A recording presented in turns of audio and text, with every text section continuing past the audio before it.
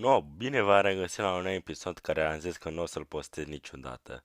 Astăzi o să discutăm în continuare despre acea tipă sau tip, sau extraterestru sau pasăre, sau pisică sau câine, sau... Few moments later. Pentru cine nu știe despre ce este vorba, vă las link cu videoclipul trecut, adică de acum aproape 1.000.000 de ani. What the fuck? No! Dar înainte de a începe acest videoclip, nu uitați să lăsați un like și un comentariu și să spuneți în comentarii dacă mai vreți episoade de Tu, Dumnezeu, măte, că-ți dau eu șmecher, super șmecher. Și în caz că vă întrebați ce tip de content mai face tipul ăsta, în afară de asta cu pisici, ei bine, o să vă arăt în clipa asta. You serve zero purpose. You should kill yourself now and give somebody else a piece of that oxygen and ozone layer that's covered up so that we can breathe inside this blue trap bubble.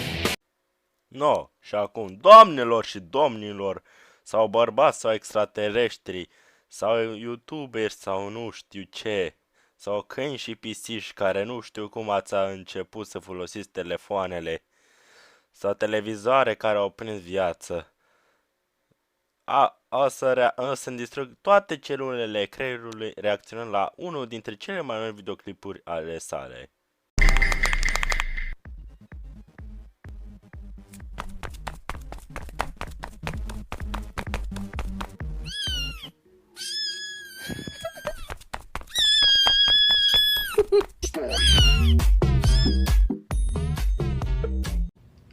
No, God!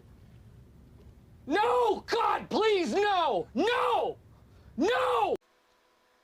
Nici măcar n-a început videoclipul de 1 minut și deja îmi vine să mor. La propriu vă zic. Dar parez că o să fie niște oameni care vor zice ceva de genul dacă nu-ți place, doar nu te uita. Da, un foarte bun sfat. Succes să convingi 1000 de persoane să facă acest lucru. Clar o să asculte. Da, atât de mult îmi plac tipul ăsta de oameni. Încearcă să convingă o grămadă de oameni să nu se uite, deși nu o să-i asculte toți. Oricum o să continuăm cu reacția și în caz că deja v-ați luat și voi un cringe la fel ca mine, luați-vă niște pastile anti-cringe și în caz că nu merge, beți niște apă.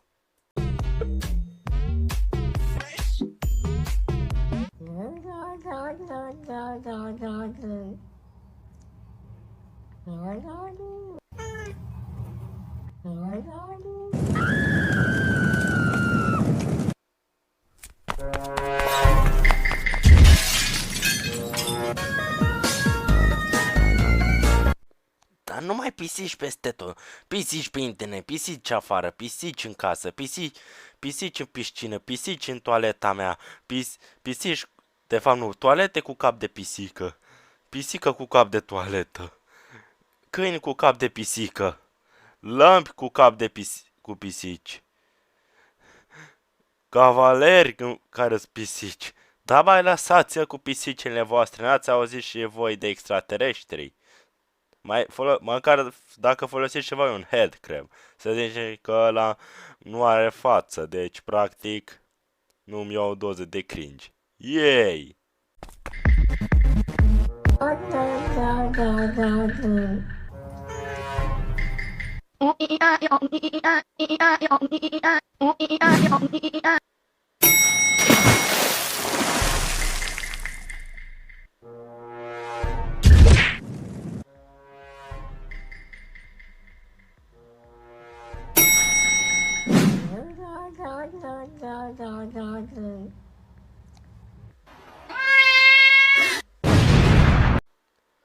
Da, tipul ăsta sau tipul asta, în afară de pisici, mai are altceva în creier. Bă, îmi imaginez că tipul ăsta sau tipul asta la școală e ceva de genul, deci să vă explic. Profesorul o întreabă sau îl întreabă, așa. Copchile, cât face 1 plus 1? Ea va zice sau el va zice pisică și iei direct un 4 în catalog.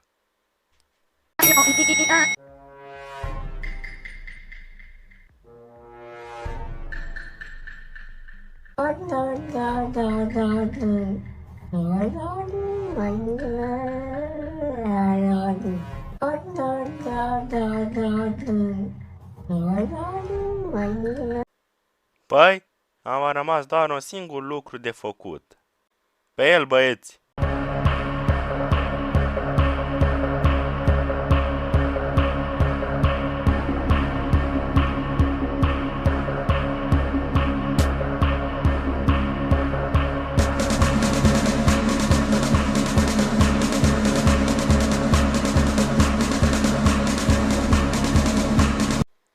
No, și până își termină ei treaba, cam atât a fost și pentru videoclipul de astăzi. Sper că v-a plăcut și în caz că zice că noi nu am auzit de asta. Ei bine, nu mă interesează. Șansele este că stai sub o piatră. Pa!